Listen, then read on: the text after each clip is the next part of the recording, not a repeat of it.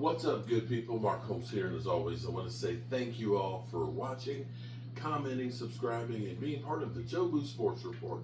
Without you guys, as well as you ladies, you know that this literally does not work. I hope everybody's having a great day. It's Monday night. I got so much stuff that's going on. I'm trying to hurry up and get this space put together by the end of the month because I got somebody that needs to move in by November 1st, and so I got up, did a couple of videos, and been running all over the place and working on it. And I didn't realize that there was actually two games. I thought it was just the Texans versus Seattle at 8:15. Didn't realize that it was Tampa Bay versus the Lions at 7:15 or 7. So I just kind of screwed the pooch on all of that. But here's where it's kind of crazy this year is, last week everybody's talking about Baker Mayfield, man. He's the MVP. He's, oh my God. It's like that is the kiss of death this year. I remember the first 3 weeks of the season, I believe it was Justin Herbert that everybody was swinging from. That, oh my God, Justin Herbert, he's looking incredible and everything else. And he's kind of come back down to earth. And Josh Allen is kind of turning the ball over again now, too. It's kind of crazy how quickly things change. I'm old enough to remember when C.J. Stroud was on Micah Parsons' podcast after his rookie year saying that he was a top 5 quarterback. And right now, C.J. Stroud looks so far away from being there. And I have to say to Momo, oh my God, Momo, you talk so damn much. But here's the thing with these young phenom quarterbacks. What's happening to C.J. Stroud could be happening to Jalen Daniels. You can have a great season one year, and then everything goes to shit. We saw that with Kyler Murray. We've seen that with Deshaun Watson. We're seeing this with C.J. Stroud. Heck, Jordan Love has not really repeated on his first year starting the same way.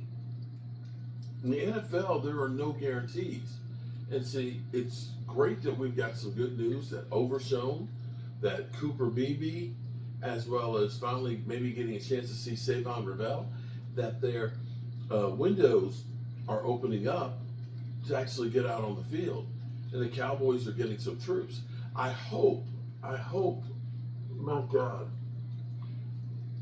I hope that the Joneses take heed to what Dan Quinn actually said when he was going out the door, that tomorrow isn't promised. I don't know if you guys realize this, but the Cowboys are averaging over 41 points a game at home in the 3 games that they've had. You got the Eagles that have to come to our house. You got the Eagles that have to come to our house. We're only a game and a half behind. And listen, trust me. Everybody's beating me down. Oh, you win one game, you talk about Super. I am not talking about the Super Bowl at all. I'm still looking for a winning season. 9, 10, 11 games. Maybe a shot to make the playoff. That's it. And so, going through my live streams, everybody said, well, Jerry Jones hasn't proved that he's any different. He's still, doing his shows and things like that, and this, that, and the other. And I'm going to say the Cowboys actually have done some things different. I don't know just yet how they're going to work out, but trading for a 3rd-round pick for George Pickens is a lot more than what they've done in the past. And I get it. We traded a 4 for Jonathan Mingo, who I believe is going to be activated, and a 4 for Trey Lance. But 3, that's one of those picks that they really covet. And they took George Pickens. I was pointing out to people the difference of George Pickens versus what our number 2 wide receiver has been. And we can go through the last couple of years.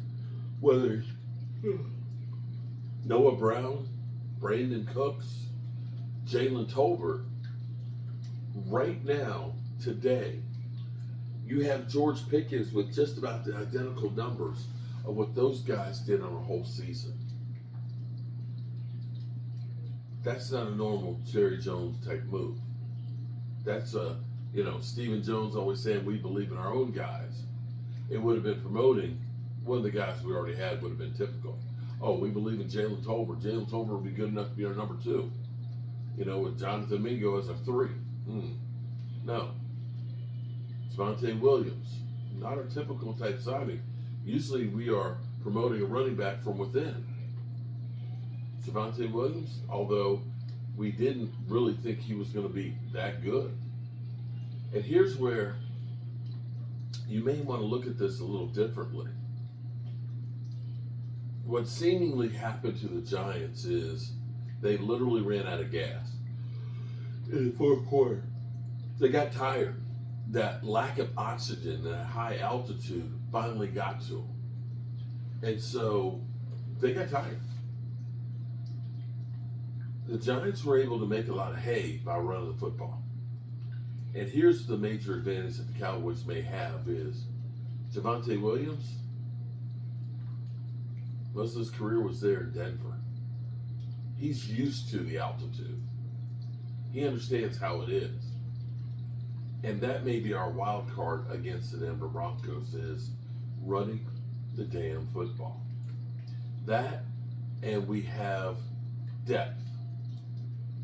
That we can go deep as far as receivers getting the ball with CD and George Pickens and Jalen Tolbert and Kayvon Turpin and Jake Ferguson and Jaden Blue, hell. That you don't have to have everybody playing every single play.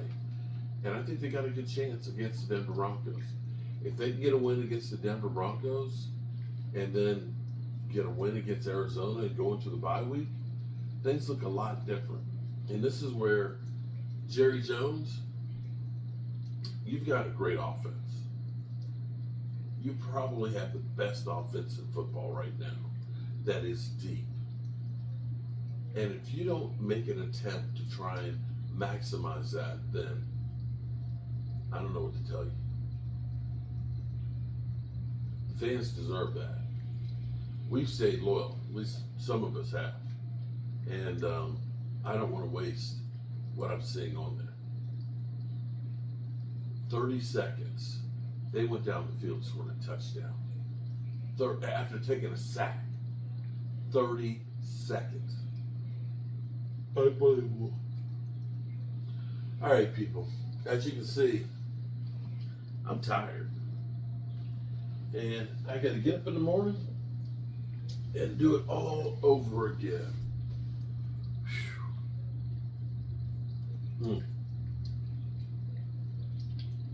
Well, this Jekyll and Hyde season goes on. As always, remember, good people, tell the people you love how much you love them, because you might not get the chance again, and I love you guys.